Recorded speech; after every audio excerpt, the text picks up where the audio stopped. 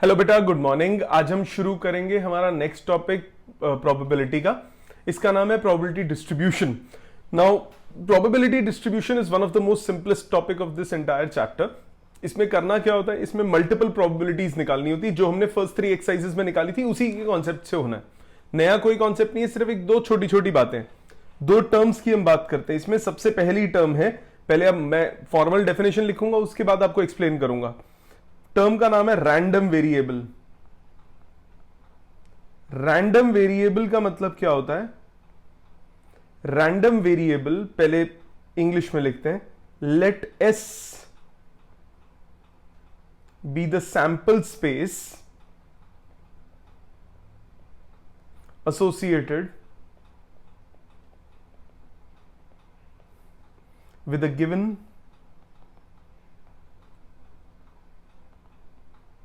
random experiment.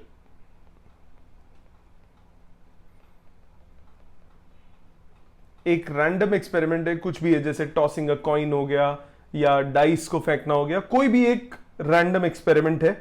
और x जो है वो एस जो है वो क्या है? उस एक्सपेरिमेंट का सैंपल स्पेस। ठीक है, उस एक्सपेरिमेंट का सैंपल स्पेस कौन है? S. Now a real valued function x which assigns a unique real number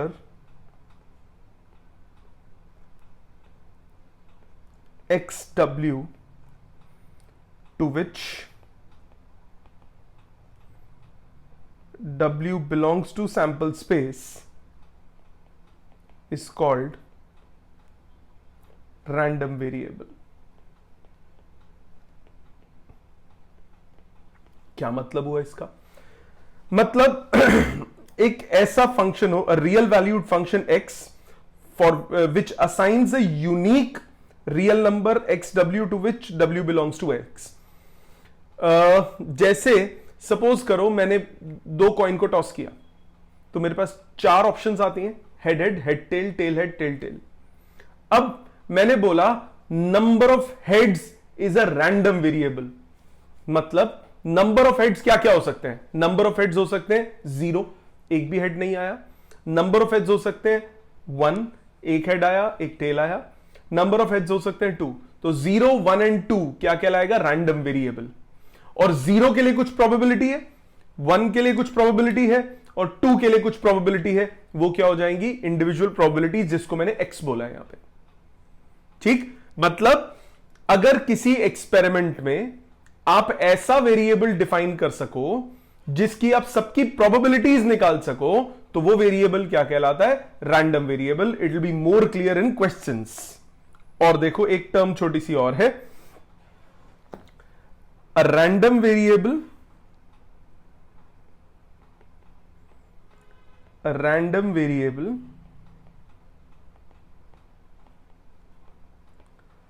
which can assume only a finite number of values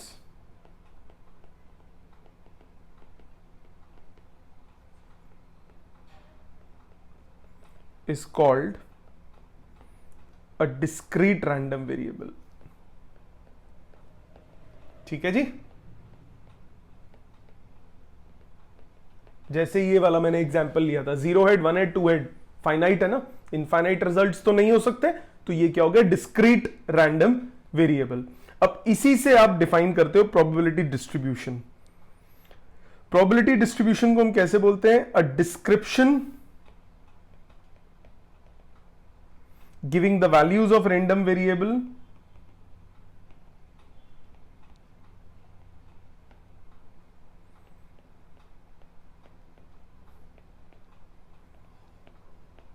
along with the corresponding probabilities is called probability distribution. मतलब random variables की value हो और उन सबकी probabilities हो। उनका अगर tabular form में बना देता हूं, रैंडम वेरिएबल की जितनी वैल्यूज है वो यहां लिखूं और साथ में उनकी प्रोबेबिलिटीज लिख दूं। इस टेबल को हम क्या बोलते हैं? Probability distribution table. ठीक, इसमें हम दो चीजें और निकालते हैं, वेरिएंस और स्टैंडर्ड डिविएशन और मीन, वो भी बताऊंगा 2 मिनट में, क्वेश्चन की फॉर्म में बताऊंगा। ठीक, कैसे करना है इसके क्वेश्चन का फॉर्म देखो, ये सारी चीजें और क्लियर हो जाएंगी जब आप क्वेश्चन करोगे। आपको बोला find probability distribution of the number of tails in 2 tosses of a coin.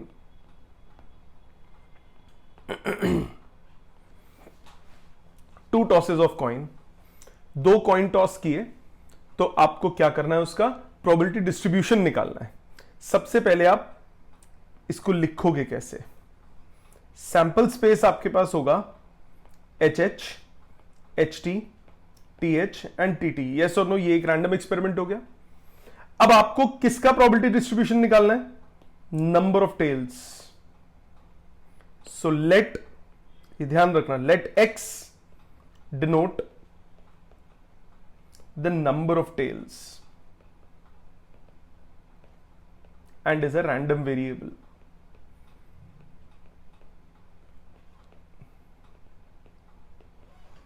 having values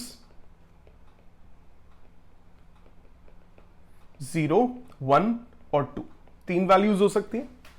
ठीक है, सो 3 वैल्यूज पॉसिबल हैं। सो आप तीनों की इंडिविजुअल प्रोबेबिलिटीज निकाल दो। प्रोबेबिलिटी x इक्वल टू 0 की, ये हो गया सिर्फ, ये क्या हो गया? Probability of getting no tail. Yes और नो, एक भी टेल आने की ना आने, एक भी टेल ना आने की क्या प्रोबेबिलिटी हुई? कितने केसेस बने? सिर्फ HH। प्रोबेबिलिटी कितनी हो गई? 1/4। प्रोबेबिलिटी x इक्वल टू 1, ये हो गया probability of getting 1 tail. Getting 1 tail कितने केसेस हुए? इसको ऐसे लिख दो चाहे, probability of HT and TH कितने हो गए? 2/4, दैट इज 1/2। इसी तरह probability of x equal to 2, probability of getting both tales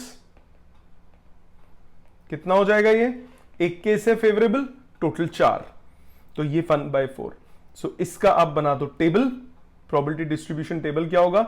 इस तरह से बनता है। x और px लिखोगे यहां पे, कौन कौन सी प्रोबेबिलिटीज निकाली है आपने? 0 की, 1 की और 2 की, टेबल में भर दो। 0 की आई 1/4, 1 की आई 2/2 और इसकी आई 1/4।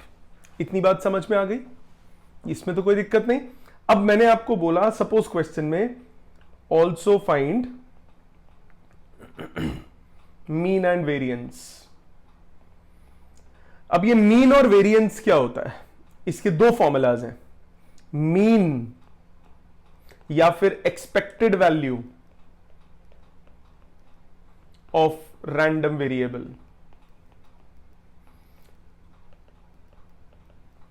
मीन ऑफ प्रोबेबिलिटी डिस्ट्रीब्यूशन बोलो या expected value of random variable बोलो, एक ही बात है। इसका फॉर्मूला होता है, मीन को म्यू से डिनोट करते हैं, सिंपली मीन लिख दो।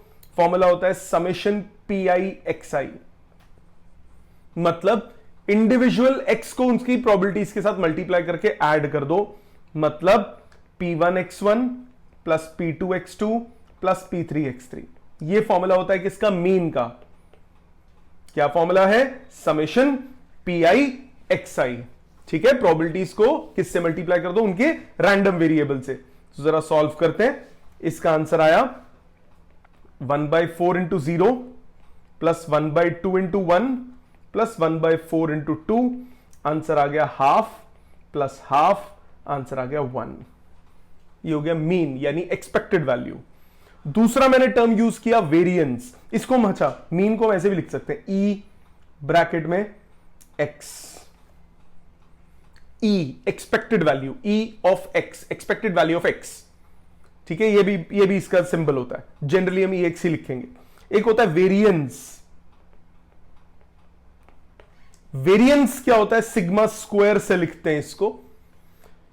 ये होता है ई एक्स स्क्वायर माइनस ई एक्स का whole square. E x square का मतलब क्या हुआ, पहले मतलब समझो। ये फॉर्मूला हो गया, पहले ये फॉर्मूला है, इसमें मतलब क्या है ई एक्स का। ई एक्स स्क्वायर का मतलब क्या है, ई एक्स स्क्वायर का मतलब हो गया summation P I x I square, मतलब P one x one square plus P two x two square plus up to जितने भी हो। इसी तरह ई एक्स तो कितना है, ई एक्स कितना होता है summation P I x i, so उसका होल स्क्वायर करना है। तो ये p one x one plus P two x two और जो भी आंसर आएगा उसका होल स्क्वायर करना है। ठीक, जैसे अब इस क्वेश्चन के लिए करते हैं। इस क्वेश्चन में आपको क्या बोला, ये रहा आपका दिस। तो ई एक्स स्क्वायर कैलकुलेट करो पहले। ई एक्स स्क्वायर का मतलब हुआ probability into x square, 1/4 into 0 square p one x one square plus P two 1/2 into 1 square plus 1/4 into 2 square. ठीक बेटा, ये वेरिएंस नहीं है, ये ई एक्स स्क्वायर है। सो 0 प्लस हाफ प्लस 1 या 3/2, ये वेरिएंस नहीं है। वेरिएंस क्या होगा, वेरिएंस है ई एक्स स्क्वायर माइनस ई एक्स का होल स्क्वायर। ई एक्स मतलब मीन, सो ई एक्स स्क्वायर 3/2 निकाल चुके हो, मीन आप ऑलरेडी फर्स्ट पार्ट में कैलकुलेट कर चुके हो 1, उसका होल स्क्वायर, आंसर आ गया हाफ। समझ में आया। और देखो क्वेश्चंस, आपको क्वेश्चन बोला फाइंड द मीन। अच्छा, स्टैंडर्ड डिविएशन क्या होता है, standard deviation square root of mean होता है, स्क्वायर रूट ऑफ वेरिएंस होता है। मतलब अगर स्टैंडर्ड डिविएशन बोला होगा तो √1/2 या 1/√2। सिग्मा जो होता है दैट इज स्टैंडर्ड डिविएशन, वही आपका सेट्स वाला अपना स्टैट्स वाला जो आप यूज करते थे। Find the mean, variance and standard deviation of number of sixes in 2 tosses of a die। ठीक जी, 2 टॉस कर रहे हो डाई के, नंबर ऑफ सिक्सेस का वो निकालना है आपको, mean variance and standard deviation. तो सबसे पहले आप क्या करोगे, रैंडम वेरिएबल चूज करोगे। किसके लिए निकालना है, नंबर ऑफ सिक्सेस का। So let x denote the number of sixes in 2 tosses है, 2 टॉसेस ऑफ अ डाई। कितने 6 आ सकते हैं, या तो एक भी नहीं आएगा, 2 बार टॉस किया, या एक बार आएगा या दोनों बार आ जाएगा। सो एक्स में हैव वैल्यूज 0, 1 और 2। So probability x equal to 0, that is probability of no 6, कोई 6 नहीं आया। ये हो गया 6 ना आना है, 2 टॉसेस हैं ये हो गया। और एक और बात, एक मिनट, इसको लिखने से पहले प्रोबेबिलिटी इंडिविजुअली, एक बार डाई फेंकने में probability of getting a 6, probability of getting 6 in a throw, एक थ्रो में कितना होगा प्रोबेबिलिटी ऑफ गेटिंग 6, वो होगा 1/6। यस और नो। इसको मैंने लेट्स से P बोल दिया। Probability of not getting 6 in a throw, इसको मैंने, ये 5/6 हो गया, इसको मैंने P कॉम्प्लीमेंट बोल दिया, स्मॉल p कॉम्प्लीमेंट। ठीक है। अब प्रोबेबिलिटी x इक्वल टू 0, मतलब प्रोबेबिलिटी ऑफ गेटिंग नो 6, एक भी 6 नहीं आया। मतलब फर्स्ट टाइम फेंका तब भी 6 नहीं आया, सेकेंड टाइम फेंका तब भी 6 नहीं आया। सो दोनों मल्टीप्लाई हो गए, कितना हुआ 5/6 इंटू 5/6, ये आ गया 25/36, 25/36। क्लियर। दूसरा, probability x equal to 1 means probability of getting 1 6, एक बार 6 आए। एक बार 6 कैसे आ सकता है? पहली बारी में 6 आए, दूसरी बारी में 6 ना आए, या फिर पहली बारी में 6 ना आए और दूसरी बारी में 6 आए। ये दो केस बनेंगे। कितना हुआ? 1/6 इंटू 5/6 प्लस 5/6 इंटू 1/6। आंसर कितना आया? 10/36। ठीक जी। फिर probability of x equal to 2, that is probability of getting both 6। दोनों बार 6 आ जाए। ये क्या हो गया? 6 और दोबारा 6 आने की प्रोबेबिलिटी 1/6, दोबारा 6 आने की 1/6। आंसर आ गया 1/36। मानते हो जी? टेबल बनाते हैं। पहले लिखना है फिर टेबल बनाना है। x px 0 6 1 6 2 6। एक भी 6 नहीं आया, उसकी प्रोबेबिलिटी कितनी थी? 25/36। एक 6 आने की 10/36, दो 6 की 1/36। मानते हो बेटा?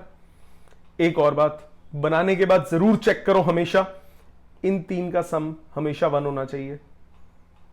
टोटल प्रोबेबिलिटी 1 होती है। सम must be 1 because total probability is 1। देखो पिछले वाले केस में भी देखो, ये रहा 1/4 प्लस 1/2 प्लस 1/4 सम 1 होता है ना। सो ये हमेशा 1 आना चाहिए। नहीं आ रहा तो कहीं गड़बड़ मारी आपने। ठीक, ये तो गया प्रोबेबिलिटी डिस्ट्रीब्यूशन। दूसरा क्या निकालना है? अब आपको निकालना है मीन एंड वेरिएंस। उसके लिए निकालते हैं EX क्या होता है? Mean, expected value, that is summation PIXI 0 into 25/36 plus 1 into 10/36 plus 2 into 1/36। कितना आया? 10 12 12/36, 2/6, that is 1/3। ये आ गया मीन, एक्सपेक्टेड वैल्यू। दूसरा EX स्क्वायर निकालते हैं। इससे हम वेरिएंस निकालेंगे। EX स्क्वायर क्या होता है? Summation PIXI square. करो जी। 25/36 PIXI square 0 square plus 10/36 into 1 square plus 1/36 into 2 square. So ये आ गया 10/36 प्लस 4/36। कितना आया? 14/36, दैट इज 7/18। सो वेरिएंस कितना आया? EX स्क्वायर माइनस EX का होल स्क्वायर। सो EX स्क्वायर कितना हो गया? 7/18 माइनस EX का होल स्क्वायर 1/9। एलसीएम लो, 18 एलसीएम 7 माइनस 2, आंसर आ गया 5/18। ठीक है जी। स्टैंडर्ड डिविएशन कितना होगा? Root of 5/18। 3 बाहर आ गया, 9 2 18, 1/3 रूट 5/2। ये आपके पास स्टैंडर्ड डिविएशन आ गया। समझ में आ गया लॉजिक? क्लियर? और देखते हैं इसके क्वेश्चंस, थोड़ा डिफरेंट करते हैं। अ डाई इज टॉस्ड वंस, एक बार डाई को फेंका। इफ द रैंडम वेरिएबल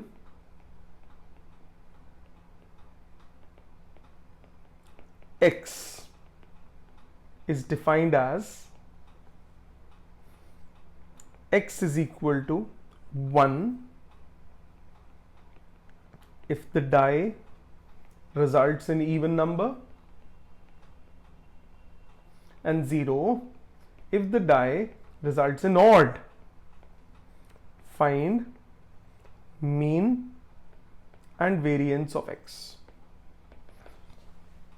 मैं पॉज करो वीडियो, आप अटेम्प्ट करो एक बार इसको, खुद दिमाग लगाओ, फिर उसके बाद कर लेंगे आगे। अगर अटेम्प्ट कर लिया है तो सामने देखो। आपको बोला die is tossed once, die को आपने एक बार फेंक दिया। एक्स डिनोट कर रहा है 1 या 0, नंबर ऑफ हेड्स नहीं, नंबर ऑफ टेल्स नहीं, कुछ नहीं, एक ही बार फेंका है। सो एक्स डिनोट कर रहा है number of variables. Probability of getting odd, odd आने की प्रोबेबिलिटी कितनी हो गई? 3/6, that is 1/2। Probability of getting even, die फेंका था ना, डाई में इवन नंबर कितने केस हो गए? डाई में इवन नंबर के 3 केस हो गए, 2 4 6। ऑड के कितने हुए? ऑड के भी 3 केस हुए, 1 3 5। दोनों की प्रोबेबिलिटी कितनी हो गई? 3/6 या 3/6, मतलब हाफ। मानते हो बेटा? मतलब आपको क्वेश्चन के हिसाब से probability x equal to 0 getting odd तो x की वैल्यू 0 बोली है, वो हो गई half. Probability x equal to 1 getting even, तब भी प्रोबेबिलिटी कितनी दी हुई है, हाफ। डब्बा बनाओ, ये बन गया जी डब्बा।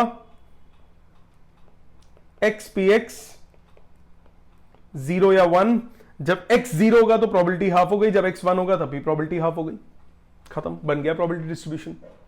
ठीक है, सो इस तरह से थोड़ा बहुत घूम सकता है क्वेश्चन। इसका मीन और स्टैंडर्ड डिविएशन बोला था। मीन के लिए क्या करोगे, मीन होता है summation P I x i या फिर ई एक्स, एक्सपेक्टेड वैल्यू कितना होगा, half into 0 plus half into 1, answer आ गया हाफ। वेरिएंस मतलब सिग्मा स्क्वायर, ये हो गया। उसके लिए पहले क्या करोगे, फॉर्मूला लिख देता हूं, p I x I square minus summation P I x i whole square, यही होता है ना। So summation P I x I square, e x square भी लिख सकते हो, कितना हो जाएगा, half into 0 square plus half into 1 square, कितना आ गया, हाफ आ गया। सो वेरिएंस हुआ हाफ माइनस हाफ का स्क्वायर, हाफ माइनस 1/4, आंसर आ गया 1/4। क्लियर, समझ में आ गया। और देखो थोड़े से क्वेश्चंस, आपको बोला to cards are drawn successively with replacement from a well shuffled deck of 52 cards। 52 cards हैं जी, उसमें से आपने 2 कार्ड्स ड्रॉ करने हैं। Find mean and variance of number of Kings. Number of Kings का आपको क्या निकालना है, मीन एंड वेरिएंस। तो नंबर ऑफ किंग्स क्या हो जाएगा आपका, random variable. So x denote number of Kings. Video pause करो, अटेम्प्ट करो पहले, अगर अटेम्प्ट कर लिया है तब सामने देखो इधर, 2 cards are drawn successively with replacement, very important, with replacement है, कॉम्बिनेशन नहीं लगेगा। विद रिप्लेसमेंट में भी लगा दूंगा कॉम्बिनेशन, अभी तक तुमने नहीं करा, वो अगला टॉपिक है बाइनोमियल डिस्ट्रीब्यूशन, उसमें बताऊंगा विद रिप्लेसमेंट में कॉम्बिनेशन कैसे लगता है। अभी तक आप विद रिप्लेसमेंट में कॉम्बिनेशन नहीं लगाओगे, कॉम्बिनेशन किस में लगाता है, विदाउट रिप्लेसमेंट में लगता है। सो एक्स नंबर ऑफ किंग्स है, सो एक्स की क्या क्या वैल्यूज हो सकती हैं, आपने 2 कार्ड्स ड्रॉ किए, सो either you will get 0 king और यू विल गेट 1 किंग और you get 2 Kings, yes or no। so probability x equal to 0 means probability of getting no king। अच्छा, किंग आने की प्रोबेबिलिटी कितनी होगी, किंग आने की प्रोबेबिलिटी हो जाएगी 4/52, that is 1/13। So non king आने की प्रोबेबिलिटी कितनी हो जाएगी, 12/13। ये मैं k लिखूंगा मींस किंग, n लिखूंगा मींस नॉन किंग। पेपर में ऐसे नहीं लिखोगे, पेपर में लिखोगे probability of getting a king is k equal to something, non king is n equal to something, ऐसे। सो गेटिंग नो किंग मतलब 2 बार आपने निकाला, दोनों बार किंग नहीं निकला, तो non king multiplied by non king. Non king की प्रोबेबिलिटी कितनी है, 12/13, दोबारा नॉन किंग की कितनी है, 12/13, आंसर आ गया 144/169। ये हो गया 0 किंग आने की प्रोबेबिलिटी। अब निकालते हैं probability x equal to 1। x equal to 1 means 1 king आना है। So probability of getting 1 king, एक किंग, ऑर्डर तो मैटर नहीं करता, पहले आया बाद में आया, एक किंग चाहिए। सो पहली बार में किंग आ जाए, दूसरी बार में नॉन किंग आ जाए, या पहली बार में नॉन किंग आए, दूसरी बार में किंग आए, ये 2 केस बन सकते हैं। किंग आने की प्रोबेबिलिटी 1/13, नॉन किंग आने की 12/13, फिर 12/13 इंटू 1/13, मानते हो बेटा, कितना आ गया 24/169। कोई प्रॉब्लम। अब आ जाते हैं दोनों किंग की probability x equal to 2, that is probability of getting 2 kings. तो किंग यही केस बनेगा, 1/13 इंटू 1/13, आंसर आ गया 1/169। क्लियर, वो बना लेते हैं इसका box. XPX 0 king, 1 king, 2 Kings. 0 king आने की प्रोबेबिलिटी कितनी निकाली थी, 144/169। 1 किंग आने की 24/169 और इसकी 1/169 बन गया प्रोबेबिलिटी डिस्ट्रीब्यूशन टेबल। चेक कर लो एक बार, तीनों का सम 1 होना चाहिए। 144 प्लस 24 168 प्लस 1 169/169 1 आ रहा है। ठीक है जी, अब आ जाते हैं मीन और वेरिएंस पे। EX ये हुआ 0 प्लस 24/169 प्लस 2/169 मल्टीप्लाई करके सीधा लिख दिया मैंने 26/169। वेरिएंस के लिए पहले निकालेंगे EX स्क्वायर। EX स्क्वायर कितना हुआ, EX का होल स्क्वायर नहीं, EX स्क्वायर कितना हुआ 0 plus 24/169 into 1 square plus 1/169 into 2 square, यह आ गया 28/169। सो वेरिएंस कितना हुआ 28/169 माइनस 26/169 का होल स्क्वायर। कर लोगे कैलकुलेशन? समझ में आ गया लॉजिक? क्लियर? और देखते हैं अगर यही क्वेश्चन, चलो एक और काम करते हैं, यही क्वेश्चन विदाउट रिप्लेसमेंट में होता। ये तो विद रिप्लेसमेंट था। विद रिप्लेसमेंट में क्या हुआ, आपने एक किंग निकाला, देखा, वापस रख दिया, दोबारा निकाला। सो पहली बार किंग निकालने की प्रोबेबिलिटी कितनी हुई 13/52। दूसरी बार भी कितनी हुई 13/52। बट अगर विदाउट रिप्लेसमेंट करते हो तो पहली बार किंग निकलने की प्रोबेबिलिटी कितनी हुई 13/52, फिर नॉन किंग निकलने की कितनी हुई 39/51, क्योंकि अब आप विदाउट रिप्लेसमेंट है, वापस नहीं डाला आपने कार्ड। तो इसमें तो आपने ऐसे कर लिया, ये प्रोबेबिलिटी सेम रही क्योंकि आपने कार्ड को वापस रिप्लेस कर दिया। अगर कार्ड को वापस रिप्लेस ना किया होता तब क्या होता, same situation, same question without replacement. कैसे करोगे?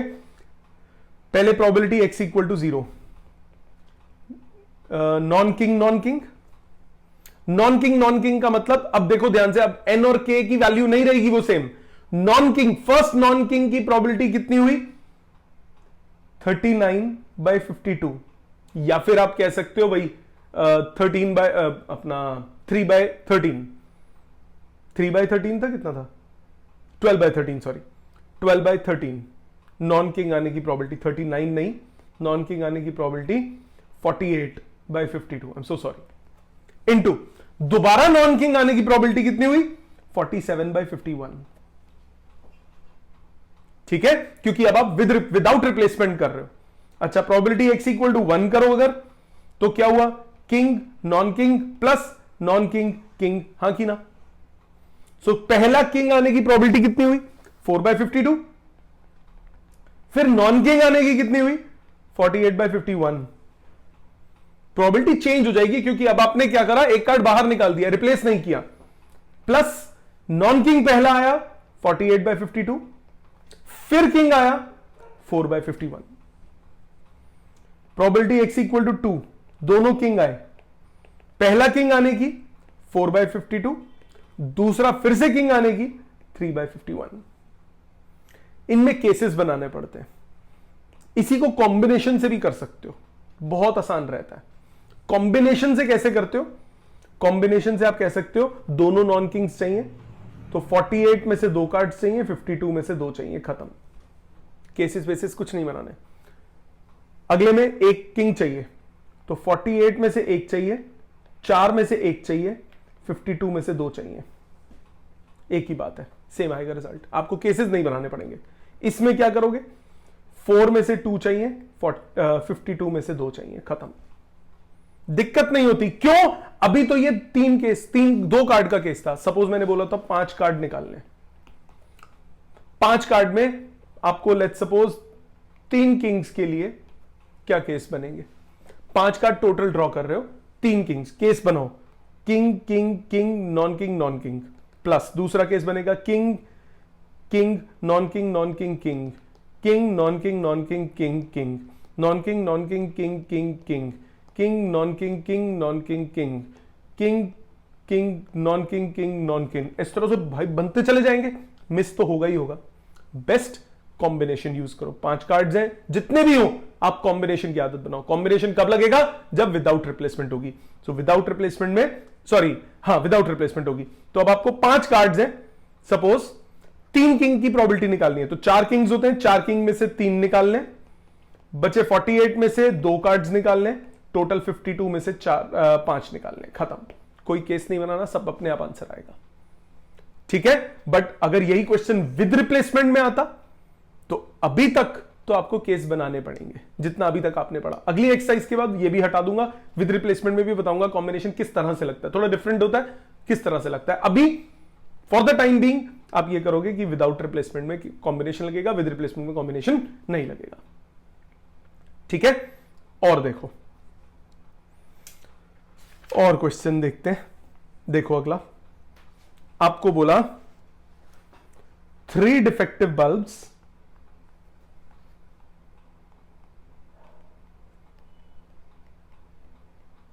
are mixed with 7 good ones.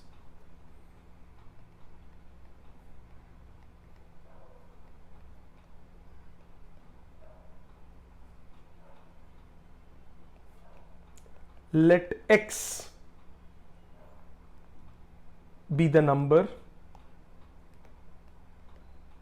of defective bulbs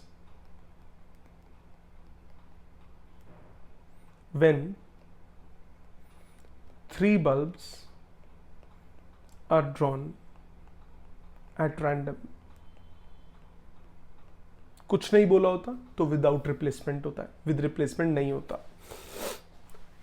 find the mean and variance.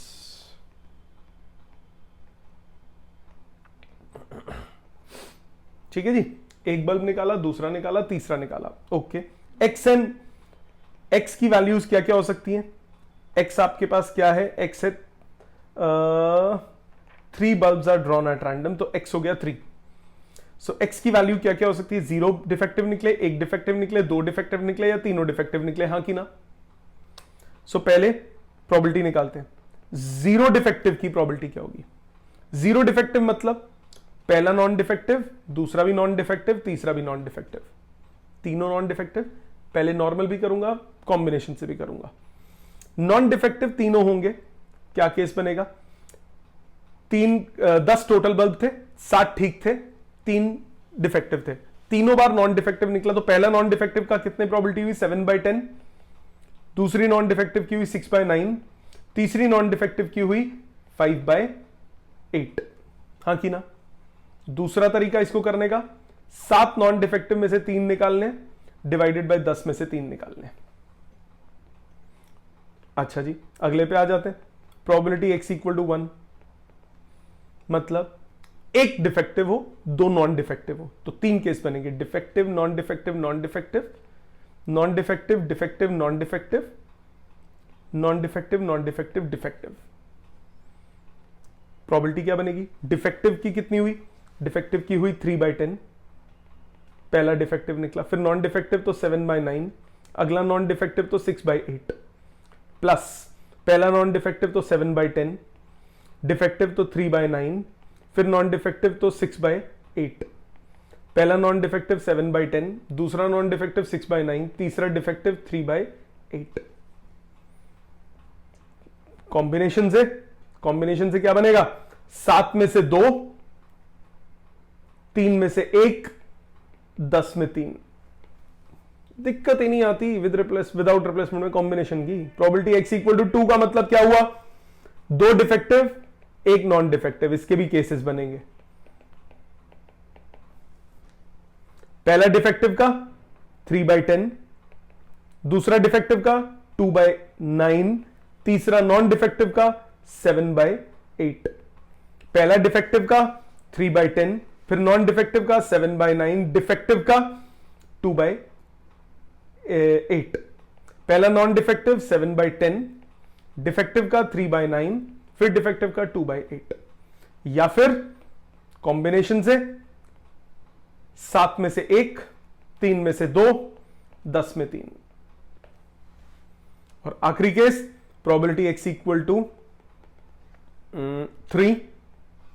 इसकी प्रोबेबिलिटी क्या होगी? डिफेक्टिव, डिफेक्टिव, डिफेक्टिव, तीनों डिफेक्टिव निकल जाए, क्या फूटी किस्मत। 3 में से पहला हो गया 3/10, दूसरे का क्या हुआ 2/10, और तीसरे का क्या हुआ 2/9 सॉरी, और तीसरे का क्या हुआ 1/8। या फिर 3C3/10C3। टेबल वेबल बन जाएगा। मैं इसका आंसर लिख रहा हूं, आप निकालेंगे। इसका फाइनल रिजल्ट आएगा, मीन का आएगा 9/10, और इसकी वेरिएंस आ जाएगी 49/100। कर लेंगे सॉल्व। लॉजिक समझ में आ गया? क्लियर एकदम? ओके। अब इसमें क्वेश्चन ऐसा भी आ जाता है जिसमें हमें टेबल दिया होता है और वेरिएबल निकालना पड़ता है, मतलब वैल्यू निकालनी पड़ती है। जैसे सपोज इस तरह का बोल दिया आपको बोला एक रैंडम वेरिएबल है x, उसकी वैल्यूज है 1 2 3 4 लेट्स सपोज px। आपको बोलता है मीन और वेरिएंस निकालना है, ये गिवन है k 2k 3k और 4k।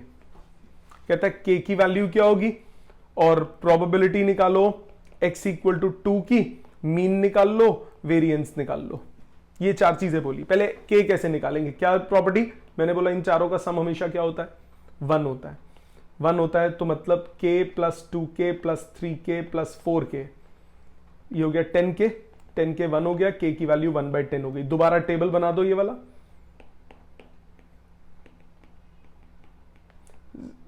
1 2 3 और ये 4 है सपोज। सो 1 के लिए हो गया 1/10, फिर 2/10, फिर 3/10, फिर 4/10, खत्म, बन गया प्रोबेबिलिटी डिस्ट्रीब्यूशन। अब जो निकालना निकाल लोगे ना।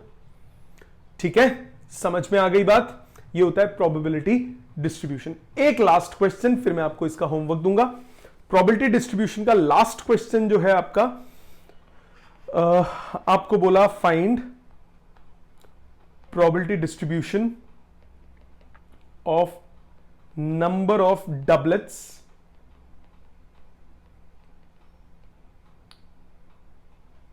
in a throw of pair of dice thrice।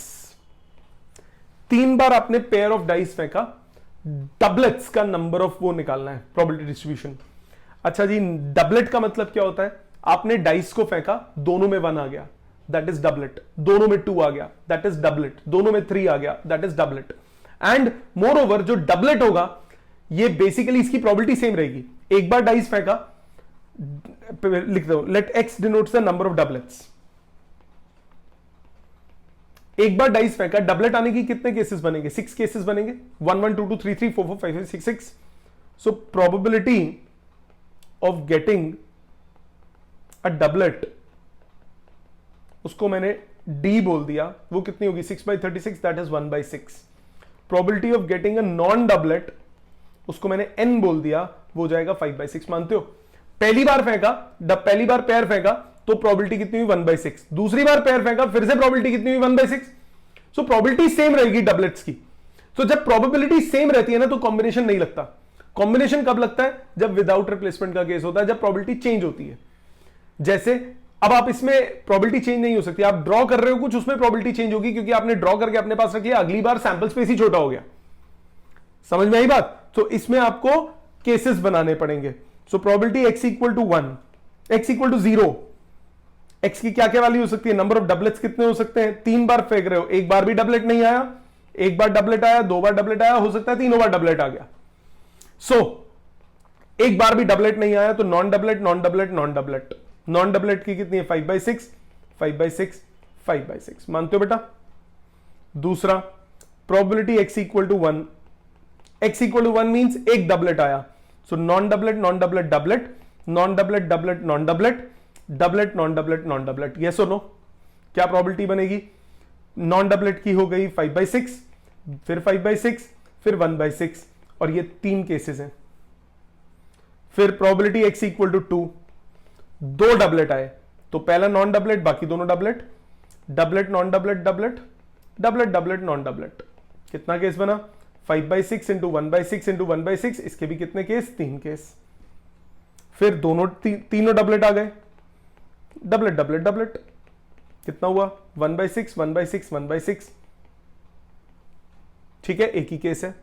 समझ में आई बात? यहां तक बनाते हैं। ये हो गया 25 125/216, ये हुआ 25 75/216, टोटल हो गया 200/216, 15/216, टोटल हो गया 215/216, 1/216, 216/216। तो अब आप टेबल बना सकते हो, मीन वेरिएंस जो बोला वो निकाल सकते हो। ठीक है, तो ये है प्रोबेबिलिटी डिस्ट्रीब्यूशन। इसके क्वेश्चंस आपको प्रैक्टिस करने हैं। आपका होमवर्क सुनिए अब, NCERT 13.4 विद एग्जाम्पल्स, ये आपको अटेम्प्ट करनी है अच्छे से, जो नहीं होगा मार्क करने हैं, आई विल एक्सप्लेन। ठीक है जी, थैंक यू वेरी मच।